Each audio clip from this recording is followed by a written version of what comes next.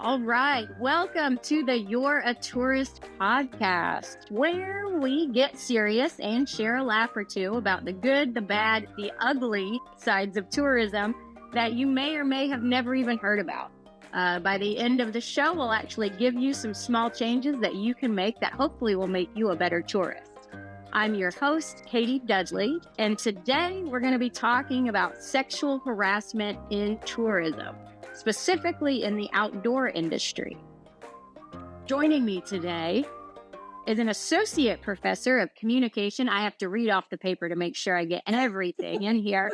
My guest joining me is an associate professor of communication at Utah Valley University. Her research focuses on sexual harassment in the whitewater rafting industry. But, folks, she is not some ivory tower academic. Before becoming an academic, she was a whitewater raft guide in the New and Gauley Rivers in West Virginia and the Snake River in Idaho. She was also a river manager on the Madison in Montana. She's also a founding member of ADASH, an anti-discrimination organization for river professionals. Welcome to the show, Dr. Maria Blevins. Thank you so much, Dr. Dudley. I'm thrilled to be here. Right. Just a couple doctors hanging around, shooting the shit. Know how it goes. How doctors do. Okay. Well, Maria, before we jump into the topic of the day, we like to warm up with a little game we call Tourists in the News. Dun, dun, dun. Are you ready? The rules of the game are simple. I know. I don't know if you are ready. The rules of the game are simple. I'll read you a headline about tourists, and your specific topic is going to be tourists interacting with animals. So I'm going to read you the headline, and you say what animal was involved in this interaction. Okay? I'm feeling very confident. You know your animals. All right. Okay. So you also have up to 3 questions each headline. Okay. To clarify. All right. Headline number 1. Florida tourist flips golf cart while attempting to run over what? I'm just going gator. I mean, that's what we got. Florida. You'd think I'd start you that easy, but you'd be wrong. Okay. Armadillo. Ooh, another fine guess, but wrong. Okay. I guess I should use some of my questions. Does it have legs? Ooh, yes. Okay. Yes. Is it a reptile? No. Okay.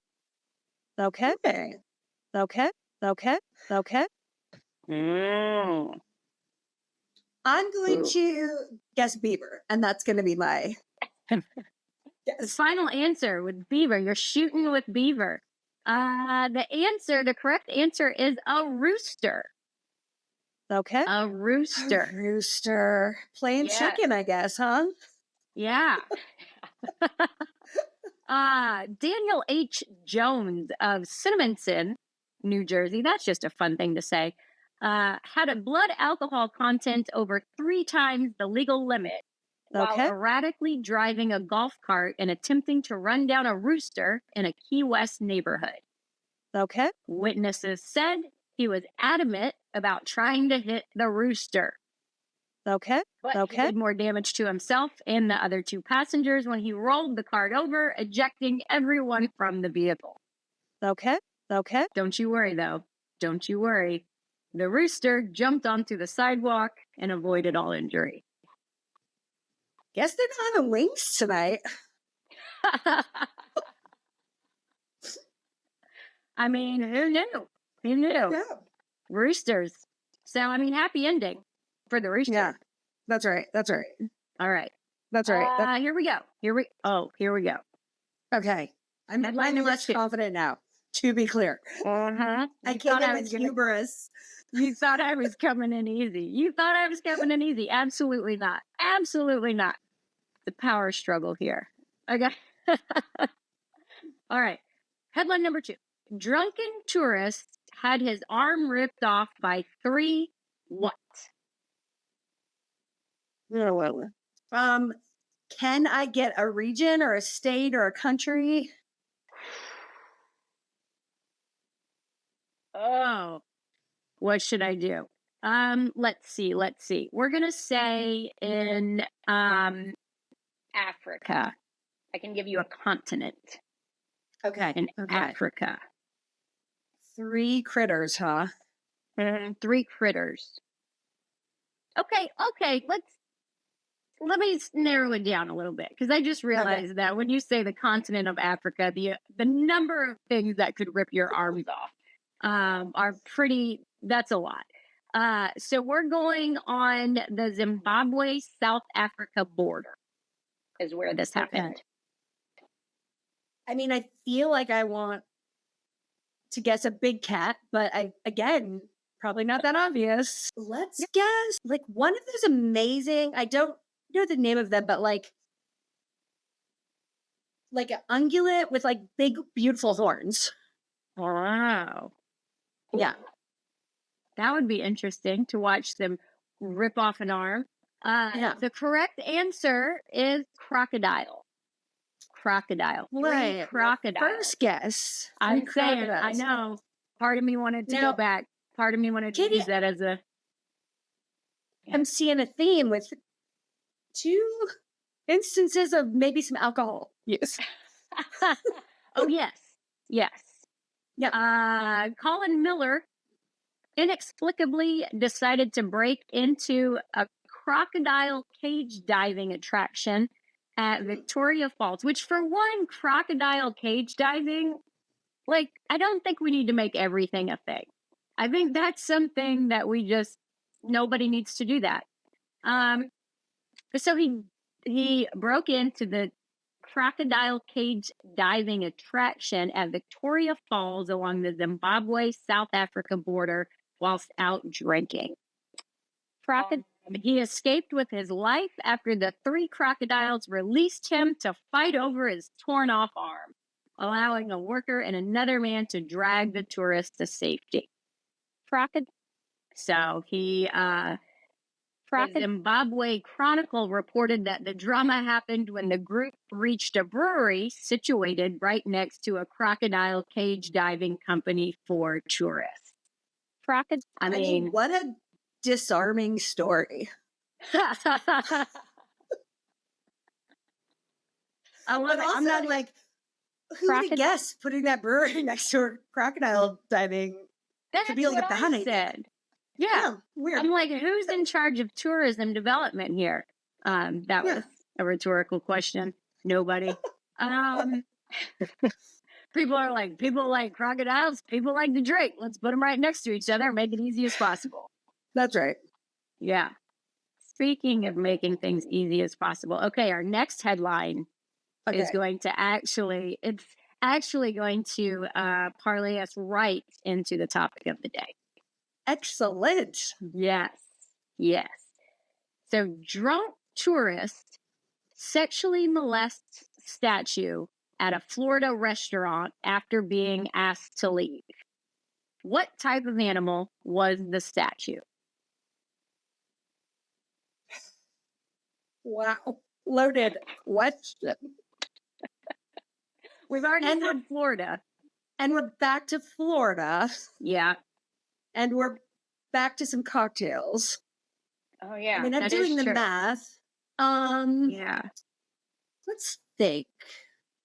A manatee. Am I right? It's a manatee. I love it.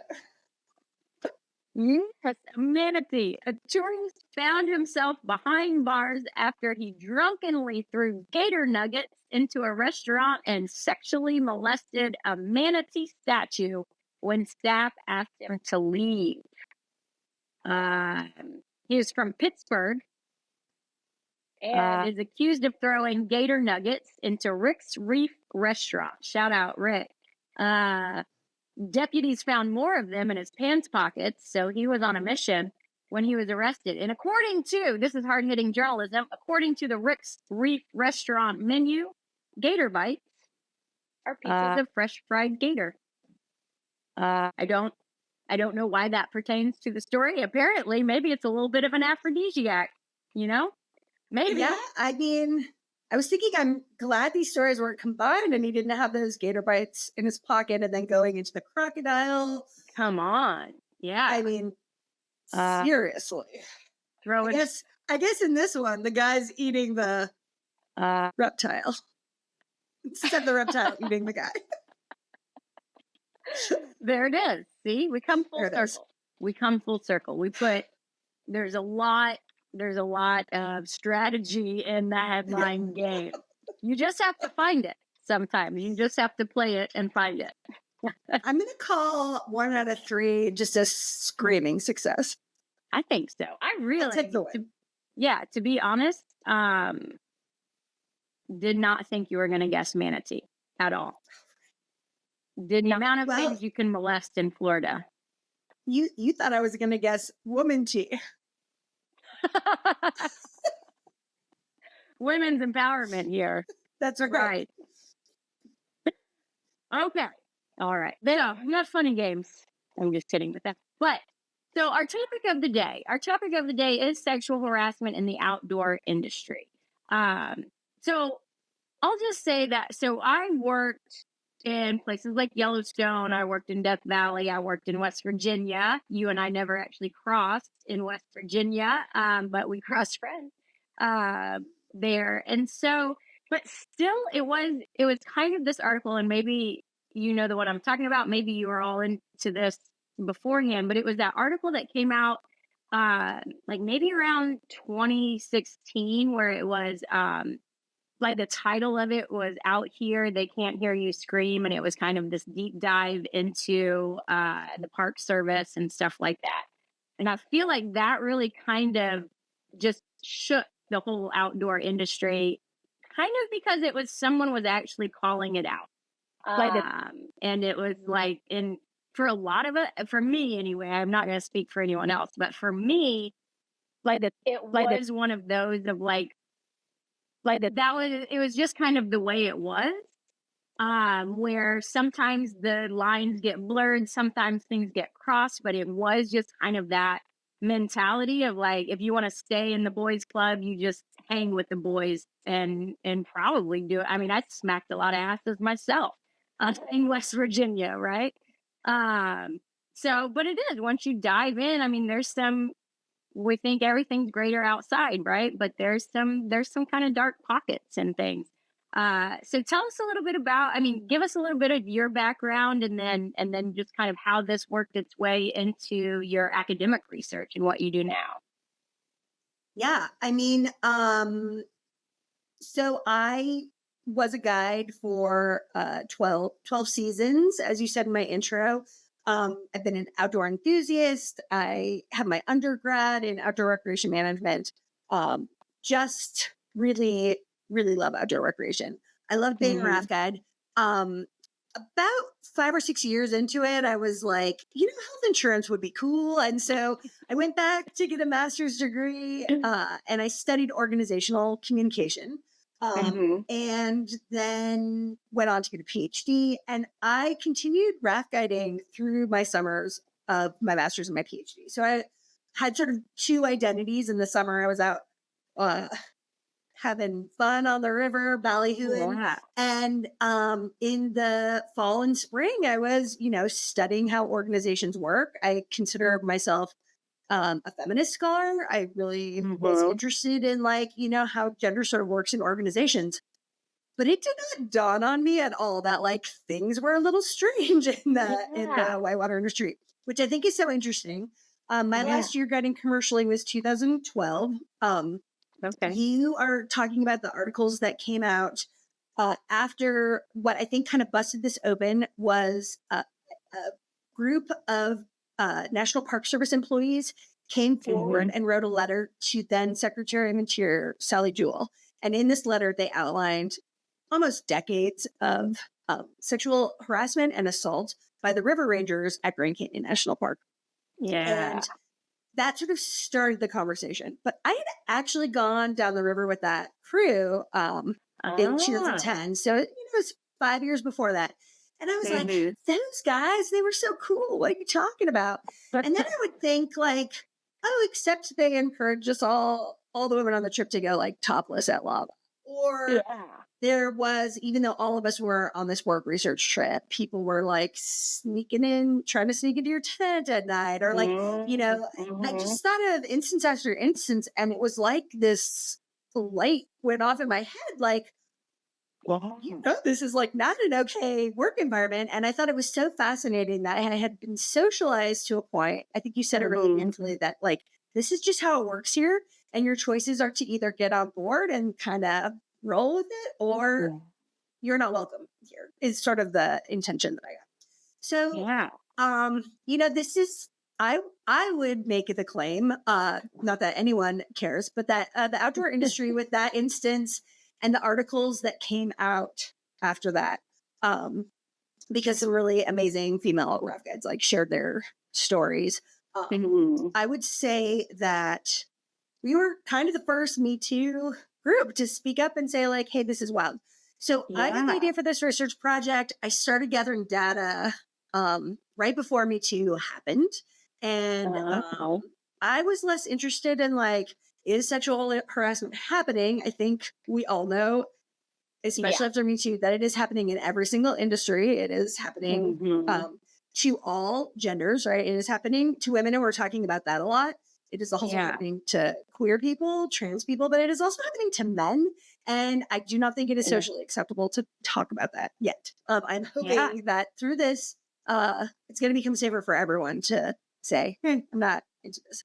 But I was interested in what are the strategies people are using to be able to like, I would make the argument that I thrived in that environment, right? Like, even though I Yeah. look back and I'm like, that was kind of weird, but it it did well for me. So I was wondering, I was curious about what strategies people are using to sort of fit in there. And so that's what inspired my research project. And it's been so fun to blend. I feel like I always had academic Maria studying organizational communication, and River Maria, who is like, drinking a booty beer and paddling hard. And I feel like I Exactly. brought both of them together. And I think I have a perspective as a organizational insider with access to stories and people that will be willing to talk to me. And then also the Yeah. expertise of an organizational scholar. So Yeah. Yeah. And that's what I mean, like you said, I mean, there's just so many things that you uncovered yeah, with all of that right there. And especially like whenever you say that you thrived in that yeah, environment. And I'm like, that was the same for yeah, me. It was just, yeah. And it's like, and it's not until you start to pull it back. And it is. And like you say, whenever again, it's like the men have sexual harassment too. Yeah. When I was smacking ass and those were guys and I don't know if they wanted me to do that. Right. But that was just what we did. And it's just right, crazy. And we'll get into some of that now because my God, yeah, there are some in some of the spaces that I go into, it's great that I think women are empowered and stuff to do this, but it's we've flipped a little bit to the other side and just the overt sexualization of men by women. And it's just like, no, no, let's back up, ladies. Like this is like catcalling, like servers and all of this stuff. And I go to a lot of comedy stuff and it's just like constantly doing that. And I was like, no, let's just have nobody do that.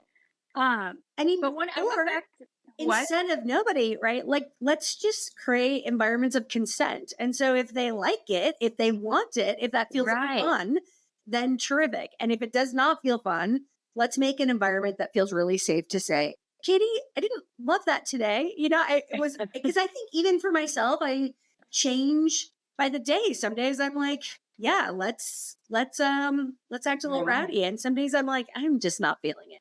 And so if we can just build exactly. environments where you can say, I'm not feeling it today. And instead of feeling bristly or like, oh, I'm a terrible person or like that person's no fun, we can Right. just say like, got it. Thank you so much for being honest with me. Yeah. Sorry to interrupt, Yeah. but And yeah, let's just move on and continue yeah, drinking together. Like let's yeah. Yeah. So here Not near alligators, though. not well, no, not No. near alligators. Don't jump That's in right. the cage. And you know what? Let's put manatees on the list. Let's quit molesting manatees while we're at That it, feels folks. so reasonable. How about Yes. how about all animal statues? Let's Yeah. stop doing that. But yeah, I went back to that article and I was reading because I was just like, I don't know, I was just trying to And get what and they that's said. Bridget Crocker, I think. And she's amazing. She's a raft guide who's worked all Yeah. over the world and has a really powerful story. And actually has a book coming out that I think is going to be great. But Yeah. yeah, Well, she sort of was a pioneer of this conversation. oh yeah. I mean, and like we say, it is like with so many other industries, it is kind of a boys' club. So I mean, to Yeah. speak up on something like this, when again, so many people, myself included, never did. No. Um, but I read or there's a quote in there from one of the guys that had was getting accusations, and I feel like this quote just kind of summed up a lot of the mentality of the outdoor industry. He said, "Because of my abilities, I did things people dreamed about doing, but simply could not on that river and dealt with their envy and accusations constantly. But as the joke goes, you fuck one sheep." Yeah, Wow. that was his quote he provided for this. Yeah. Yeah. So So it's taking full responsibility and really learning from this experience, I can see. exactly, exactly, and understanding. Yeah. But I was like, I could hear several people saying that. And it is kind of that mentality, right? That the protector and and the guide that can do no wrong and all of this. And so it's just like, oh, you let that person go a little bit. And it's like, oh, we just excuse some of the behaviors and things. I mean, the position comes with a lot of power, right? So once you have become a raft guide, you don't have a lot of power when you're training. In fact, I think for every gender, that's like a really vulnerable time. But once you figure out how it's done, once you gain some seniority at an organization, once you're a Mhm. trip leader, right, you have a lot of power over that trip. So in West Virginia where we worked, those were day trips, maybe overnights. And so there's a little less power there, although there's still a lot of power if you're overnight in the woods. Yeah. But like there are trips that go up to 3 weeks, that and so like when you think about being a trainee or a first year guide in a situation where Mhm. your trip leader, your boss, especially as a trainee, you're not even hired yet, right? This is your 3 week Yeah. long interview.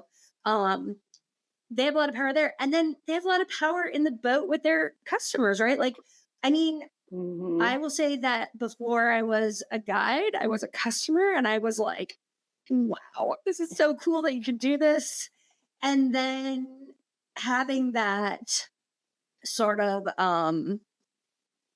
I think that that's one of the parts of the job that if we're honest, we like, right? Is that Yeah. you are taking people on vacation when they're having so much fun and they are like out of their comfort zone and they're Mhm. doing brave things that they never imagined they would get to do. And like Yeah. there is some real power in that. Oh yeah, absolutely. Yeah. We still joke about this. So when I was in West Virginia, um I never checked out on the Upper Golly. For the listeners at home, the Upper Golly, that's kind of like the mecca of rafting. We've got Golly season, big water, world known, all this other stuff. But I was just like, the fact of the matter is, I was not qualified whatsoever to be up there. And I was scared to death that if I took the checkout runs, that they just, sometimes you need people and they would check me out. And I was like, absolutely not. Um, so I never went up there. And then I got in my head and I never actually just went up there. Yeah. Because all I did was hear the stories in the bar. I could tell That's you right. every single rapid. I could tell you where you're going to swim, how you're going to die. And it was just like, no. Yeah. So it wasn't until several years after me and my husband, Phil, who, um, we had quit rafting, but Phil would still come back and guide on the Upper Golly. And he finally got me up there one fall. And our friend Allison was in the boat, everything else. And all the other guides on the trip knew that, like, this wasn't funny, haha. Like, let's not give Katie a hard time and pick her ass up if she's out of the boat. That's right. Yeah, but so we went through, what was it, Phil? We went through Lost Paddle. We got through Lost Paddle, and I was like, whew. I said, well, now I know why the customers hook up with the guys. I was like, hey, Phil, this man just gets you this thing. You're so terrified, and man, what it doesn't matter. You had this Human, guy, and I was like, That's right. I'm looking at him in a new light now. And what a marriage opportunity. Exactly. It's but Yeah, I think that's right. So there is just like a lot of power with the job, and I think we don't talk about it as in the guiding industry, and we don't talk about the privileges that come with power and the responsibilities that come with power. Yeah. Yeah. So what are some things that you kind of found in your work? Like, where, kind of just give us a synopsis. Where are we? Like, we still have a long way to go. Are we really just at the iceberg, or what's happening? I would say, like, societally, we have a long way to go, right? Like, I would love to say this, that like, I love the rafting community, and like, you can hear these stories, you can read these articles and think, why would any sane person hang out there or put themselves in that situation? And I will say that for like every single participant I had, and from my own experience, there are incredible humans of all genders that work out there. And so like that is a thing to be remembered. But what I did find is that there are creeps, right? And it turns out that this is sort of a place where predators can sort of be, right? So one thing is like, it's a counterculture, and often you're living outside, you are sort of the people that choose to be in the whitewater community are eschewing like a traditional lifestyle, right? So and like everyone is welcome, which is a thing that I loved about it. Well, a lot of people are welcome. So you have people with all sorts of backgrounds, and there's not necessarily background checks on like who your guide is and things like that. So the other thing is, so the EEOC, the Equal Employment Opportunity Office. EEOC. I'm forgetting what it stands for now. It's like Equal Employment Office. But they outline organizations that are at risk for harassment, and it's organizations with a lot of young employees. And like, yes, that's absolutely rafting. Organizations with very large power differentials. So like, absolutely, the person that does the scheduling, your trip leader, they have a lot more power than a new guide or a first year guide. Organizations that have a lot of homogeneity, like people that look the same, and the outliers who act differently are sort of like targets, but like, so there's like norms that everyone adheres to. Environments that are like isolated or away from the base. So as I described before, you can be out there for 2 weeks. And then the last, which is environments, two more environments that are customer service oriented. And that will be the next finding that I'd love to talk to you about, is that like, it really surprised me how much customers are a problem as well. And then the last thing is work environments where there's a lot of drugs and alcohol. And for some reason, outdoor recreation, I think particularly rafting, really affixes itself to drugs and alcohol. So, on the day trips, it's not unheard of to have beer and coolers on the bus when you get done with your trip. If you're doing multi-day trips, you get to the beach, and one of the first things you set up is the bar. And it's just kind of part of the culture. Yeah, that's what I was going to ask about too, which it is. I mean, because I've had my troubles with drinking too much and everything else. And it's just, if you're struggling with it, or if you've had some issues or something like that, or you just tend to kind of drink too much or something. And it's like that also, it's those personality types and things like that also drive us to those jobs, right? It is the risk, and it is the, stuff like that. I like to push the envelope. I like to, but the party atmosphere is banging. in the rafting industry for sure. Yeah. So I think regardless of anything else, like there just are a lot of factors that make it an at-risk environment. And then you add in the differentials of power, and you add in that like it is like a lot of young, tan, attractive people that are like saving each other's lives constantly. You mentioned the adrenaline. Like, I mean, it is like an exciting place to be a young human, you know? And so it is. So I think that goes into it. I also just think there is so much to train on when you are becoming a guide. The like safety of it, the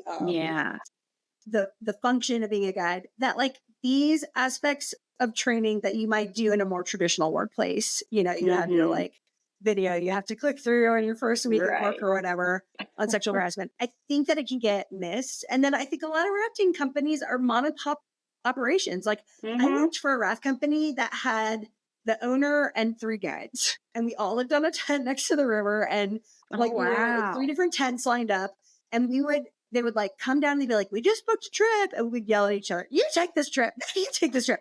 So like when you have an organization of 3 people, like a sexual harassment training feels really unnecessary. Right. Yeah. And I mean, I remember the joke where we were out of Give 'em the Pickle. That was a customer service video where it turned into a just give them the pickle. That was to give a little context, the organization, and I want to like hand it to the organization. They really did try to do a sexual harassment training, and they paired it with this customer service training where the tagline was "Give them the pickle." You can Google it. It's like from the restaurant Swenson's, where it's like, if the customer wants something, give them the extra thing. Well, so they showed Give them the pickle first, and then they showed them those dated 80s sexual harassment videos. They had given out some free beers, and what do you think happened when like Teresa and John were by the photocopy machine?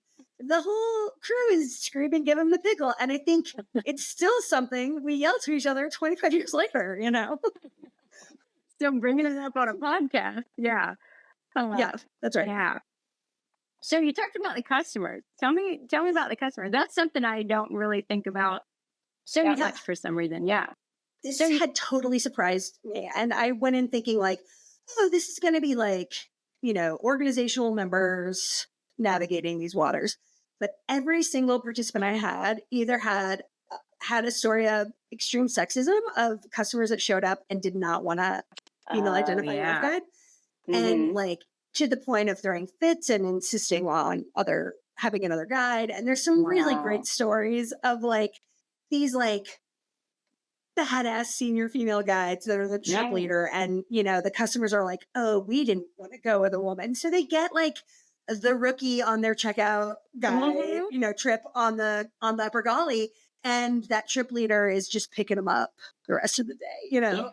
So there was quite a few stories like that, and then there is quite a few stories of just customers behaving poorly. So I think particularly on those multi-day trips, you are gifting the other people on the trip privacy. There is not privacy built in. You utilize something called a groover on multi-day trips, which is like, you know, an outdoor toilet situation basically. And you are using the bathroom next to the, you know, you're peeing into the river. And I've had more participants that I would like to say that had stories of catching customers watch them pee, catching customers watch them on the river, customers watching them get dressed. So like that was an issue. All the way to customers that would, like one customer kiss someone in their sleep, you know, just always being there, telling inappropriate stories, continuously hitting on them. And so you know, that really surprised me that people were upset to have female guides, and then also that that this behavior was like so crummy. Now, plus side. Let's do a plus side. Yeah. So I think companies are doing some really awesome stuff to avoid this, because not only for the guides is that uncomfortable, you have paid top dollar to go on this amazing trip of a lifetime. And then you got like creepy McCreeperson lurking around. Nobody wants this. So a lot of companies are having folks sign a code of conduct before they go. So they are like making explicit the expectations of like, we are not going to be creeps. And then Grand Canyon National Park is doing amazing things. So like you could always get a helicopter ride if you were physically injured on the river. Okay. But if you have someone on your trip that is behaving inappropriately, the Park Service will pluck them out of the bottom of the Grand Canyon. And the Wow. customers know that, right? So that's not every multi-day river. Yeah. But Is that there are somewhat now new some for the Grand consequences. Canyon? Super new. Yeah, that's a new policy that sort of came out through all of these things. So Okay. Yeah. Yeah. That's there's yeah. a few things came to my mind too. So I've got Yeah. so there's stories. Phil, for the listeners here, my husband Phil is over here raising his hand from the female guide story. So he was that rookie checkout guy. Or checkout, like first trip on the upper Golly, everything else, and a group of guys show up, and the trip leader was a woman, and they were just like, absolutely not. And Phil actually was the only guy on the trip, and they were like, nope, we're going with him. We're going with him. And Phil's just like, what? And so they got to the top of a rapid, and I don't remember which one at this point, but pulled their boats next to each other, and the two guides switched at the top of the rapid, and like made those guys go down with the woman, which clearly was going to be a better ride anyway. But it was just like, yeah, yeah. So it just happened all the time with that, and it's just insane of that, because again, it's just like, you don't know, the only qualifier that you have in your mind is a man versus a woman, and it's just like, yeah, half the women I would go down with I over a want to man. be clear that I don't think people are just like crummy. They got that idea from somewhere. So I investigated a little further. Like, why are they getting this idea? I looked Yeah. at the websites of like 30 rafting companies across the US. So I chose sort of the major hubs of rafting. I randomly selected a website that came up. And in looking at all 30 of those, now I want to be clear, you cannot tell someone's gender just by looking at them. But if we go by stereotypical markers of gender, of all 30 of those websites, so we call it the hero shot when like it's the big wave, like the the like, awesome hit that's just like this. I gotta go rafting. Yeah. Of all 30 companies, I only saw 6 people that could be identified as women getting the hero shot. The women that were often on websites are hula hooping in a bikini, on a paddleboard, on the family section, serving lunch, right? So they're showing that there's female guides, but I think if you like weren't critically thinking about it, you would think, okay, well, the men are going to be doing the hard rafting and the women are going to be like serving us potato salad. The other thing I did that was like both fun and torturous is I looked for every movie I could find about, rafting, canoeing, just whitewater in general. Yeah. And of course, outside of the 1994 hit A River Wild with Meryl Streep, they're mainly stories of dudes conquering nature, going down the river. If there are female characters, they're very ancillary, or they are like, sex objects, or they are, the drag. So there's like this amazing scene in the first Indiana Jones where the plane is about to crash into a mountain. And Indiana gets this great idea and he pulls the raft out and it inflates midair. And so first the raft is a parachute as it floats down. And then they're on top of this snowy mountain. And then it's like tobogganing down the mountain. It flies off a cliff and it lands in a class 5 rapid. And at the end of that section, the female lead says, I hate the water. I hate rafting or something like I hate something and I hate you, right? But it's just like she's clearly a damsel that needs to be rescued. She is not competent in the outdoors and she's not even enjoying this. So I would say that like, of course we think that it's going to be a tall, beardy, flannel clad man taking us on the river because that's what we see in the catalogs. It's what we see in movies. Yeah. Yeah, I don't even know why this popped into my head while you were saying that, but another memory that I have two from that. Uh, I had one time where I had a guy, he was the dad of the family. And he sat behind, no, well, not behind, he sat in front of me the whole trip. And when I would yell a command, he would yell it after me to make That's sure amazing. make sure that we knew that the man was the actual one doing the command. Yeah. And then there was another one where Phil What just a came along. relief. What a relief. I What a know. relief. Yeah. I'm like, thank God, you don't know how hard it is to get people to listen to just little me out here. That's You come right. out every day. Yeah. And that's right. Yeah. So, and then there was another time I had Phil come along with me. And essentially, and again, you and I know this. It's just like this is just a day on the river for us of like this guy's not listening to anything and he's screwing it up and like screwing it up for everybody else. He's not paddling, so the boat's not doing what it should be doing. And Phil's just beside himself. He's like, why isn't this guy listening? And I was like, this is just my day. So Phil finally like went and sat in the front of the boat and turned around backwards and just stared at the guy and was like, you'll listen, and she's in charge. And I was like, well, that's fine. That doesn't solve the issue of when this happens tomorrow. But it's just like, yeah, it's like kind of like what we talk about. It's just, there were so many things that we just felt were normal. It was just like, no, that's what happens. Guys don't listen to me on the river.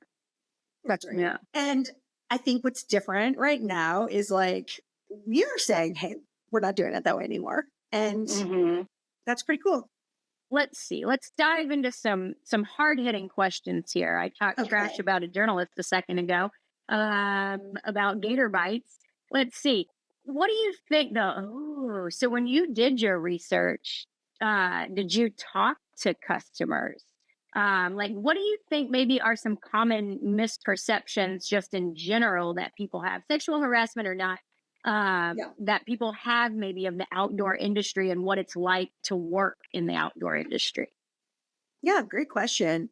I did not talk to any customers, so that should be clarified. I think that would be an excellent next. Are we talking collab here? I think we are. I think we know I our love the sound of publication. that. So I would say that like there are a few things. I mean, this happened to me. I went rafting and I was like, this is the coolest thing that has ever happened to me in my life. I can't believe how fun this is. I can't believe how cool all these raft guides are. Like, I can't believe we're going through these rapids. Everything about it was totally magical. And I mean, I quit my job that year and signed up for training the next season, Wow, okay. And so I think one thing is it's just like, vacations are amazing. I mean, I have had the experience. That's the only time I like quit my job and then moved to that place where I was on vacation. But like anytime I'm in Hawaii, I'm like, I'm moving here, like Exactly. Yeah. every time, even close to home, right? I go down to Moab and I'm like, I can burn down my life and come here and guide, whatever. So I think one thing is it's just like you're on vacation and it's really you're having the time of your life. So it's hard to think that like these people are working is one thing. And, there's this concept of emotional labor that you may or may not be familiar with, but it's like a big part of guiding is your dog could have died that morning, but your customers don't want to hear about that. You are being paid to go out there and perform fun, which like there's, that's a reasonable expectation. I don't think any customer should show up and have to hear. One of the movies I was talking about, the more modern Vacation, there's a rafting scene. Yeah. And Charlie Day is the actor, but he gets dumped right before the trip. And it's this incredible scene where he's sobbing and he ends up, like putting the family in peril because he's like not handling his emotions in an appropriate way. So I think that's like that scene is very poignant in the like, oh, these are human beings and they, are having tragedy and joy in their lives, but they're kind of here performing for you in this way. So the other thing is like it feels like this really dangerous thing, and I don't want to lie, it can be, right? When you are on the upper valley, when you are at the bottom of the Grand Canyon, Yeah. you need to listen to that guide. But you also need to understand that, like, if they're asking you to do things that you don't feel comfortable with socially, it is totally fine for you to say no, thank you. Right. So Right. they need to not be throwing in strokes like that person you were talking about, right? You shouldn't be trying to command the raft. But Yeah. if the guide is hitting on you in a way that you feel uncomfortable, or is like, Mhm. I really hate giving this example, but is like leering at your teenage daughter in a way that does not feel great. Exactly. Yeah. Speak up. You can switch guides. You are paying for that experience, and you deserve to have people that make you feel Right. physically safe and emotionally safe. Um, Yeah. and then the last thing is, like, it is supposed to be fun. So, like, if they're telling jokes that aren't fun for you, like, you can Mhm. say no thank you. Just like they can say no thank you if you're telling jokes that aren't that fun for them, right? Which I had a lot of participants tell stories of, bachelor parties that rolled out and were just like saying everything you can imagine. But I Yeah. feel like I have lost my point here. But I think those are some things that I would want customers to know, and Yeah. that, like, um same with if other customers are being a bummer. Like, it is your Mhm. right, and you can speak up and in fact, you Yeah. can probably speak up and call out that other customer in a more comfortable way than the person that's trying to earn a tip. The person that is in the service Exactly. industry. Um, Yeah. yeah. I think So I think that a lot of what you said there with that is really important of the person trying to earn the tip. And that is like with the bachelor parties and stuff like that. There's plenty of people that I knew. I'm just not good at being raunchy because it's just not like kind of how I talk on a day to day. Like I cuss and everything else, but I'm not gonna, I don't know. I'm not even gonna say it on here. It's like, but it's like, so I wouldn't have ever done well with bachelor parties, but it's like, that there's, guides turn it on for the bachelor parties and stuff like that because that's what because a rafting trip is kind of, again, like all the things you've already outlined, you're out in the middle of nowhere. It's this like we're a guy's trip and all of that. And so there was always issues though, exactly where it's like maybe not the whole boat was part of the raft or the bachelor party. And that's so right. then it's just like, well, which one do you cater to? If the majority of people are the bachelor party and they're going to maybe give you a bigger tip, you feel like that. And I think that's that misconception that maybe our listeners might not realize is it's like, yeah, they survive on tips. And so it's like, I've got to just do same like with a restaurant or anything. It's like, you got to, we've created a system where it's like, you got to do what you got to do to get that tip. And it's just, uh, yeah. So like you say, hopefully we're changing it a little bit. Yeah. And I think your research, I think why that's so refreshing to me too is when I got into, so I do my research focuses on the tourism workforce, maybe a little bit more broadly, um, in the sense of, yeah, why is it, but still kind of this idea of why is it low wage? Why is it precarious? Why is it all of this stuff? And when I got into my PhD and started reading a lot of this stuff, no one was talking about it from the perspective of people who actually did it and worked at it. It was only how can if the workforce was involved, it was how can we make them more efficient with less money, or in a very rose-colored glasses. You get paid in sunsets. They don't need to have high wages because look what you. And if we have the customers. And so that's why I think it's an important conversation to let our listeners know. If the customers believe that same narrative, then there's nobody kind of holding anyone accountable to improve the industry. At that point, and then, like we both say, we got to a point where you had to leave because you wanted benefits. You wanted to be able to afford rent and all of that stuff. So yeah, it's not the stuff that people like to hear about on something so fun. I think maybe that's it because it's fun, but it's And very serious. it's very serious. But Mhm. as I've said before, I think it's happening everywhere. And what I love about focusing on the rafting industry is that I have never been anywhere, I've never worked anywhere where people take care of each other as well as they do physically, right? So when you train, you are taught to keep your head on a swivel. You are looking out. You have your rope in hand. You are making sure that everyone is physically safe. So it is not a giant leap to make sure everyone is emotionally safe, right? And I think this is a caring group of people. This is an emotionally intelligent group. Like they're able to read a crew and figure out, what the audience is looking for their personality for that day.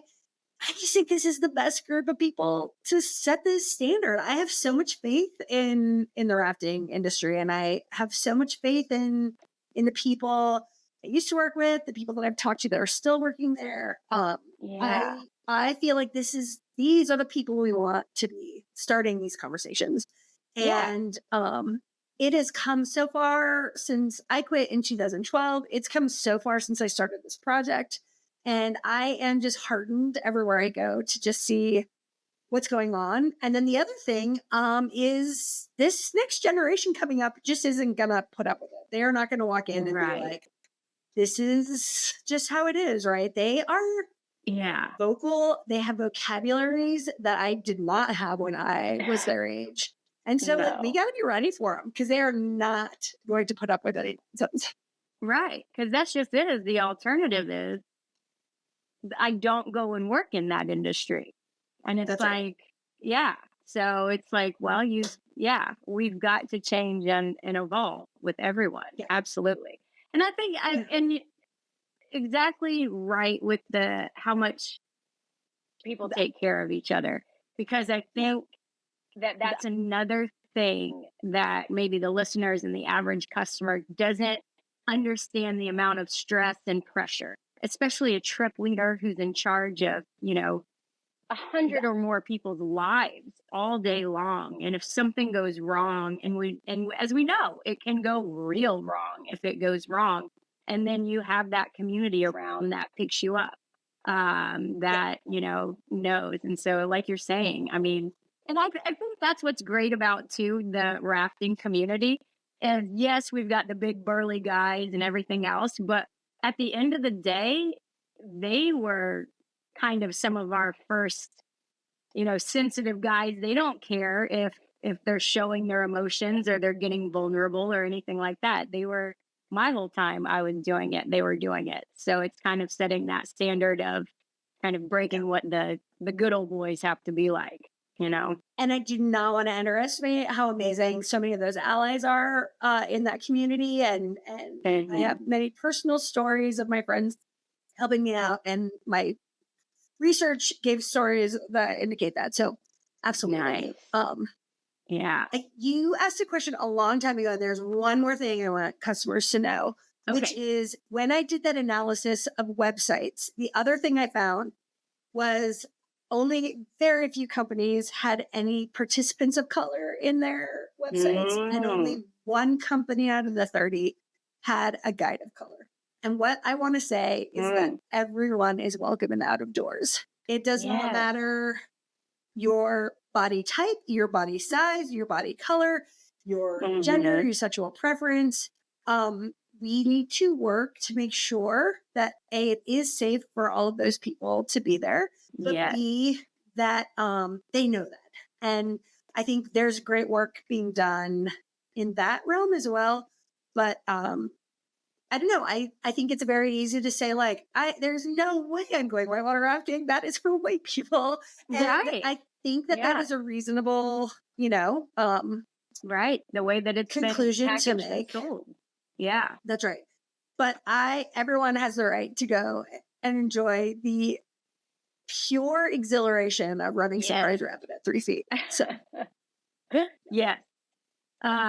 okay. 2 more things before I let you go. For one, so talk to me a little bit about what A-dash is. Yeah. A-dash is like one of these incredible things that happened when I started this research. So it was sort of spearheaded by the River Management Society, and Risa Shimoa is like this like legendary kayaker. She has so many first descents No. in the East Coast and everywhere. So she's the executive director of the River Management Society. And she'd been talking to people in the National Park Service and was like, something is wild here. Something needs to change. Yeah. At the same time, there's a woman named Emily Ambrose, and she works at Colorado State University doing diversity work. She also is a river guide on Grand Canyon, and she realized, hey, this is a space that's happened. So she kind of started a consulting business where she was going in and working. She works with raft companies all over now, but was sort of specifically working on Grand Canyon. So the three of us came together in Salt Lake City, where I live, when the American Outdoors Conference occurred. And Emily was a speaker. Risa was attending. Risa I had heard River Management Society was looking to start investigating this. And so I'd emailed her. She was like, I'm coming to town. We got coffee. I met Emily. And we were like, we got to meet again. And so that was December. And we met again in February in Colorado. And we brought everyone we could think of that might be. So we have several trainers, Myra Strand, and a group called Respect Outside with this dynamite couple, Jim and Gina. We have outfitters, we have Park Service, we have guides, and we are working to change how the guiding world works. We are very specifically river focused. That is what all of our expertise is. And it's interesting, like the ski industry will reach out and be like, hey, will you talk to us? And you know, of course we will. The river guides go and work at the ski resort. I mean, it's a very symbiotic situation. But we really try to stay river focused. And so we've done trainings with lots of companies. We've worked with the National Park Service, the Bureau of Land Management, and we are just working hard to create culture change in this very small corner of the world. Oh, not well. And like you said, if we can start it on the rivers, we can. Yeah. It all flows downstream on the rivers. Yeah, that's all right. Oh, cool. So we already talked about some things that maybe some tourists, let me back up. We've talked about some things that maybe some tourists might not know, maybe some customers might not know about the outdoor industry, things like that. But we also know that tourists get a bad rap, right? We call them tour-ons. People try not to be a tourist. They say things like, I'm not a tourist, I'm a traveler. I'm here to tell you, academically, definition-wise, you're a tourist. But the thing is embrace it. The reason why nobody wants to be a tourist is because tourists tend to do stupid things. Sometimes it's out of sheer individualism and selfishness. And by God, I paid for this vacation and I'm going to do whatever I want on it. But sometimes it's just because they don't know any better. So that's what I like to ask all of my guests. And again, this doesn't have to be specifically sexual harassment connected, but you have worked around tourists for long enough. Do you have any tips that might maybe get tourists to not get made fun of at the bar at the end of the day, or roll your eyes whenever you roll up, anything like that? I mean, I think this is a really hard thing to do, and this is a really hard thing for me to do. But there are places where we roll in and we have no idea what's going on.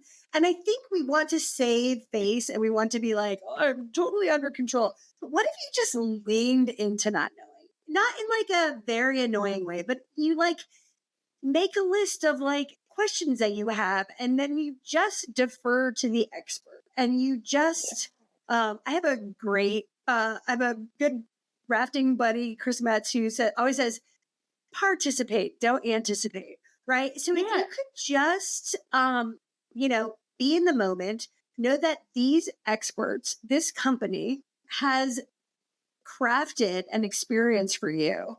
And if you trust that you did your job in signing the waiver and handing over your money, and they're now going to take over for you. And like, you can just enjoy. I would say that would be first piece of advice. Next piece of advice is like take more memories than pictures, right? So I can remember being very frustrated when people were, Yeah. and I'm guessing GoPro has like changed this a little bit because you can just put your camera on your head and forget about it for the day. But like Yeah. people that were more interested in like fiddling with their camera or their phone and not being present in the moment. And then, in rafting, that makes it dangerous, right? You need to be ready to paddle. And if you're like trying to capture that photo. So I would be strategic or maybe even ask, is this a good picture time? Yeah. But yeah, Can you defer. imagine? Yeah, like what it is. I mean, when I was guiding, I mean, people had cell phones, but like iPhones weren't really a thing. I can't And you can imagine take what them on it's the like. river. Yeah. I Yeah, mean, people, totally. I mean, yeah, because everything is just not everything. And I know I'm being over dramatic here, but it just so much of people's lives. It's like if I'm not capturing it on video, then it's not actually happening to me. I mean, people feel like that's got to be such a shift on the river. That's I right. don't know. So I I mean, think people, this would make you, and then just like remember that you are paying your hard-earned money to have fun. So have yeah. fun. It might not go totally perfect. You might not be in control, but just roll with it and like I mean, people, just give it a go. And like I know it can be really hard to like give someone else control, but like again, they're the yeah, experts. They know how to show you a good time. Let 'em do it. right. Yeah. They took a group just like you yesterday, and they're going to take a group just like you tomorrow. Like, and it's You're kind of unique, just like everybody else. exactly. Yeah. Yeah, exactly. And again, yeah, it's their job to have fun or to make it seem like you're having fun. Like that was the other thing. Yeah, when we're told in low water, it's like you just got to keep reminding your guests how much fun Yeah. they're having because they might not think they are, but they are. Well, And the other yeah, thing is like maybe the guides are crabby that it's low water, but this person that's never been rafting before is still like in the middle of a national park having the time of their life. Like, right, I don't know. I mean, that would be advice I give guides is like, this experience isn't about you. It's about right, them. And like, yeah, this is maybe the only time in their life they're going to do it. So even that's not your favorite level, it's still exactly, one of the most incredible life experiences they're going to have. right. Yeah, and swinging back to that first one, that's what I love too. Is that yeah, just be because this is the whole thing that I get with the admit that you're a tourist. Is that is you cause more problems when you try and walk in and act like you're not. So that's what That's even right. when we get, off the river and stuff and when we're going into cities and things like that, it's like there are certain areas that are tourist areas. And the reason that they're tourist areas is because the people who live there don't necessarily want to hang out with you. Like, so please just stay in those tourist areas. Like, you're not actually being a better tourist by going outside and saddling up next to the bar next to a local and be like, okay, tell me everything about your town. And it's like, that guy's just like, I just came to my bar to have a beer and now I got this tourist in my ear. So it's just like, so that's why we say too, it's you know, like Girl Scouts. I always liked the Girl Scouts better than Boy Scouts. And it's because Boy Scouts and primarily Boy Scout leaders, they would show up thinking that they knew everything and telling you how the day was going to go. And then you Right. spent the day trying to get them to listen to you. Whereas Girl Scouts they're just like, tell us what to do. They hop in the boat, they listen to you, and they're just having fun. And it's like, I would take them any day Yeah. over the guy who shows up with paddling gloves. I mean, not to go back into my research, right? But I mean, this is, I think, one of the interesting findings is our mythologies about wilderness, our mythologies about the outdoorsman. I mean, this is tied to manifest destiny, and this is tied to Davy Crockett's out there, Ed Abbey is out there, John Muir is out there, Teddy Roosevelt is out there. Name me the woman that's out there leading that wilderness example. We just don't have many of them in our I'm sure there were lots of them, but they're not part of our Right. historical mythologies, right? Yeah. So you, just assume wilderness is for the beardy flannel white dude. And then you're nervous, right? You are going on the upper gully. And Yeah. all your buddies have told you about this, and you have looked up on the internet. And Katie, you explained really well. Like, there's mythology around this river, right? And you are imagining this is the most manly thing you are going to do, maybe in your life, right?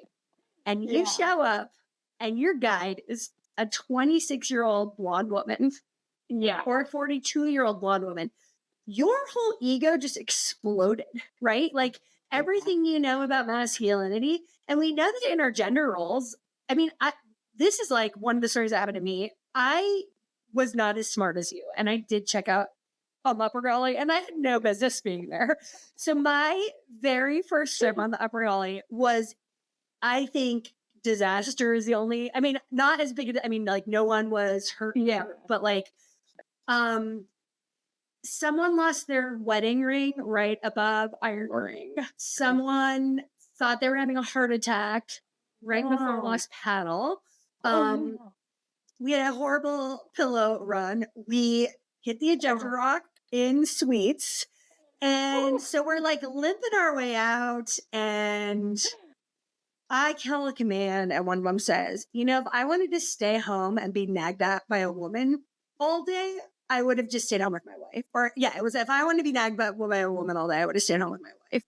And, right? So that's like the social norms that go into it. Like, so anyway, to go into like why the Boy Scouts might not be right in the Boy Scouts, I mean, I think it is multi-gendered now, but like, it is the leader showing off sort of these rites of passage and like how masculinity is created through outdoor recreation.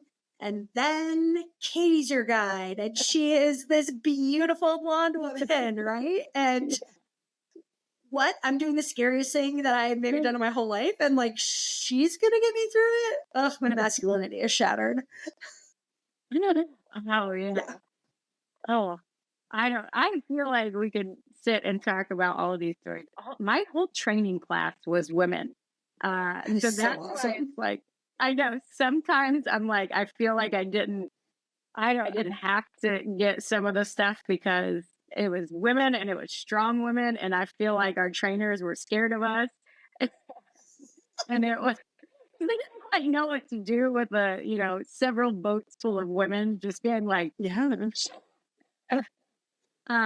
it was great. So like you said, thank you so much for coming on, talking about all of these very important things. And I think that's kind of the main thing that we can get out of it. And this is something, I lie. Sorry, listeners. I sound like I'm wrapping up and I've got a few more things. So, it's kind of like, people don't want to. I had somebody when I was doing my PhD, and every time, and again, I am a critical researcher, and so which means I want to expose things. I want to lift up voices that aren't usually heard in these situations, things like that. And I was constantly accused of hating tourism. You hate tourism. Why are you even getting a PhD in tourism? And I was like, you can still find the importance. You can still enjoy something. You can still think something's great and think that there's room for improvement. And that's with anything in life. Nothing is perfect. And so I think that that's why these conversations that we have with sexual harassment in the outdoor industry and stuff like that, I love how you brought up. I mean, the fact we're not saying that it's a broken industry. We're not saying that it was a horrible place to work. It was a fantastic place to work. But like everything, there's room for improvement. And so that's why I love that you're starting those conversations.